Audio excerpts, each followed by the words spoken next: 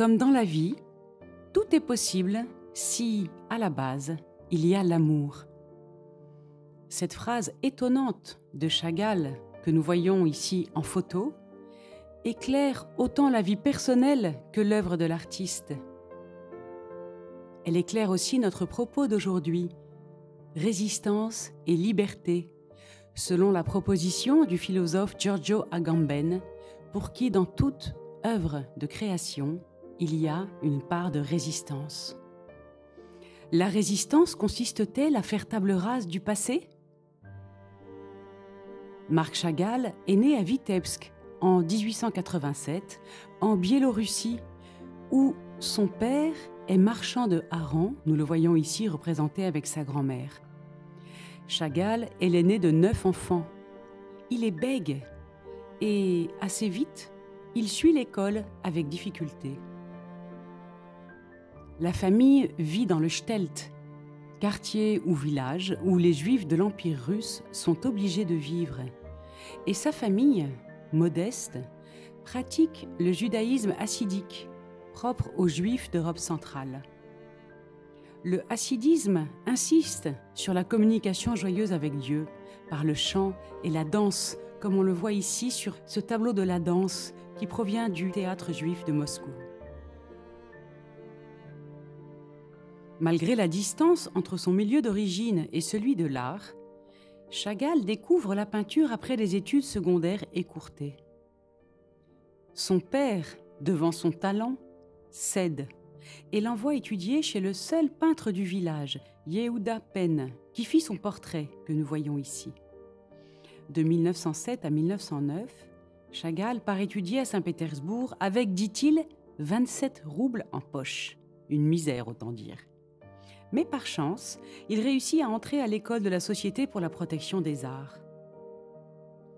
À cette époque, il découvre l'avant-garde parisienne par des expositions et des revues. Ici, il peint le nu rouge en 1909. Ce nu rouge fait penser aux compositions de Matisse. Il obtient une bourse d'études pour se rendre à Paris, où il arrive en 1910. Nous le voyons ici devant la fontaine de l'Observatoire, en 1911.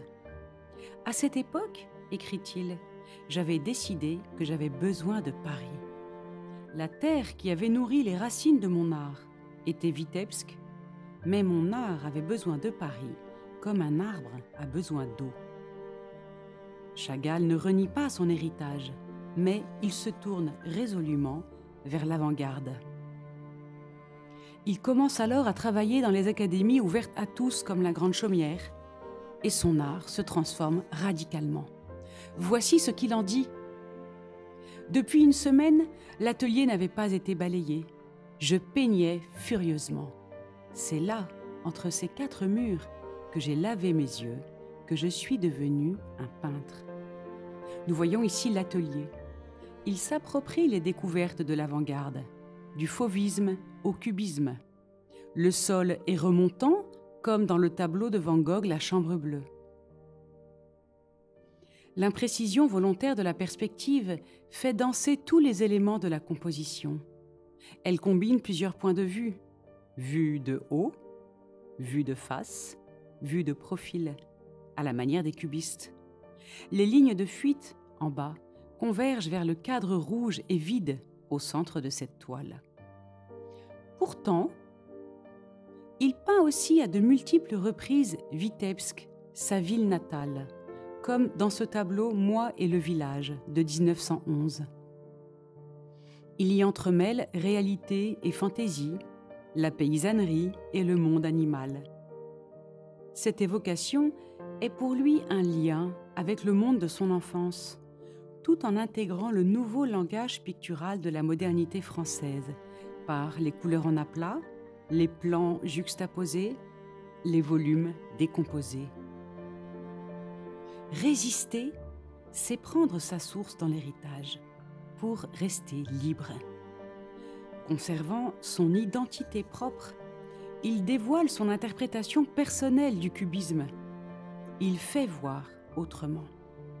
L'art de Chagall, à ce moment, est fait d'un rêve, rattaché à un thème russe par essence, juif par tradition, lié à des couleurs inhabituelles qui s'entichent de sujets imprévus. C'est un nouveau langage visuel. En 1912, devenu ami des chefs de file de l'école de Paris comme Robert Delaunay et d'écrivains comme Guillaume Apollinaire, Chagall peint l'autoportrait aux 7 doigts. La composition emprunte au fauve la couleur vive en aplat. Au cubiste, le traitement géométrique de la figure humaine et le parquet remontant à Van Gogh.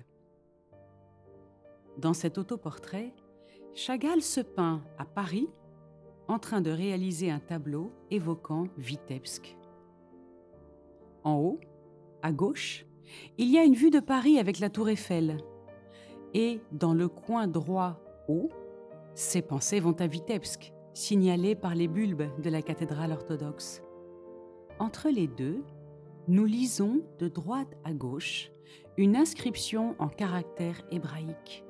Paris, Russie. Ainsi Chagall dit-il dans cette œuvre à la fois où il se trouve, d'où il vient et qui il est.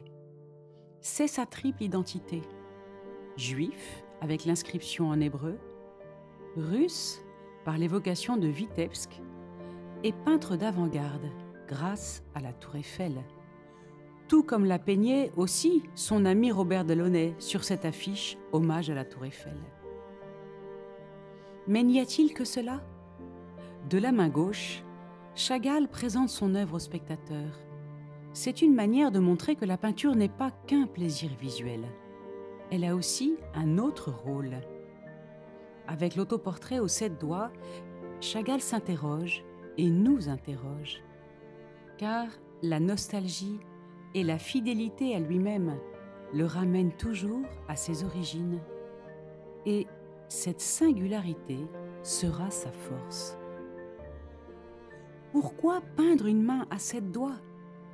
Ces 7 doigts font penser au chandelier à 7 branches, la menorah, qui pour les Juifs symbolise la présence de Dieu. Ces 7 doigts donnent au tableau une dimension sacrée, ancrée dans le judaïsme. Est-ce l'évocation des 7 jours de la création ? Ces 7 doigts sont aussi une expression yiddish. Quand on dit de quelqu'un qu'il a 7 doigts, c'est qu'il est très habile. Tout cela renvoie à son enfance, à son enracinement intime dans le peuple juif de Vitebsk. Chagall nous interroge, mais il s'interroge aussi sûrement lui-même.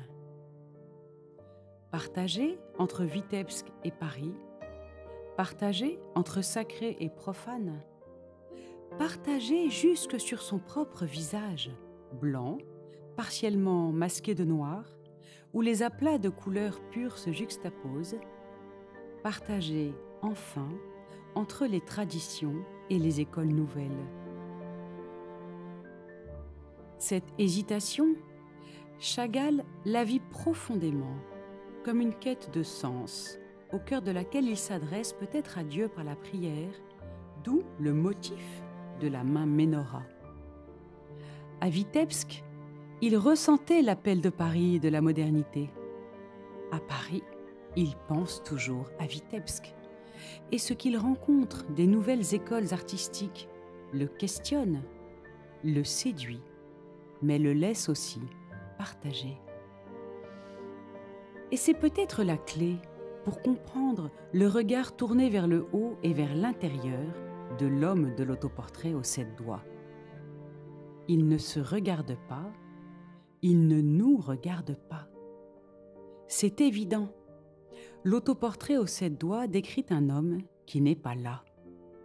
Avec toutes ses contradictions, toutes ses facettes, faites d'ombre et de lumière, bâti en noir et blanc du pied jusqu'au visage, avec ses angles, ses rondeurs, sa fantaisie aussi, la poésie du nœud papillon et du brin de fleur à la boutonnière. Comment tout concilier ? Comment rester libre ? Comment être soi ? Placé au premier plan, dans une vision monumentale et rapprochée, il rappelle Sur ce fond rouge et cet or du sol, les icônes russes. Le statisme hiératique de sa posture, les motifs décentrés à droite et à gauche évoquent les vignettes souvent représentées sur les icônes. L'inscription en hébreu, quant à elle, renvoie aux lettres du texte sacré. L'intériorité du regard même pourrait nous y conduire, encadrée par des boucles de cheveux semblables à celles des anges. L'artiste met en lumière le monde en posant sur lui un nouveau regard. Aussi, bien plus qu'un autoportrait, Chagall exprime ici la quête de sens et les moyens dont il dispose pour concilier les contraires. Aucune affiliation, aucune assimilation, mais l'affirmation de soi, de qui il est, d'où il vient, qui lui permettront de devenir qui il sera. Il ne reniera jamais rien. Il sera toujours tout juif, tout russe et tout moderne. C'est désormais à travers ce prisme qu'il parlera au monde pour l'éclairer en portant un nouveau regard sur le monde. Résister, c'est être libre. Être libre, c'est être soi.